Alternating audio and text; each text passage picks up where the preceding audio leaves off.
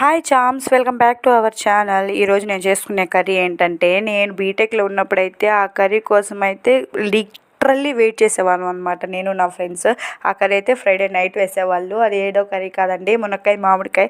Process చాలా అంటే చాలా సింపుల్, టేస్ట్ ఉంటుందండి. అబ్బా సూపర్ ఉంటుంది నిజంగా చెప్పాలంటే. నేను చేసిన ఈ కర్రీకి టేస్ట్ ఎలా వచ్చిందో లాస్ట్లో చెప్తాను.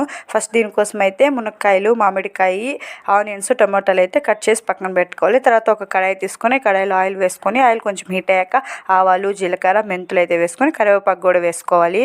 తర్వాత అందులోనే ఆనియన్స్ వేసుకొని, ఆనియన్స్ కూడా బాగా వేపుకొని, తర్వాత ఏముంది టమాటాలు కూడా వేసుకొని వేపుకోవాలన్నమాట.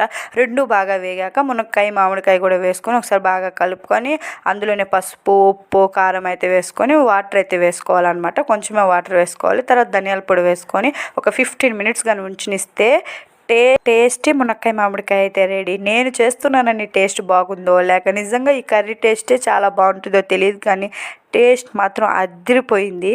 మరొక రెసిపీతో మరొక వీడియోస్తో మళ్ళీ కలుద్దాం. బాయ్.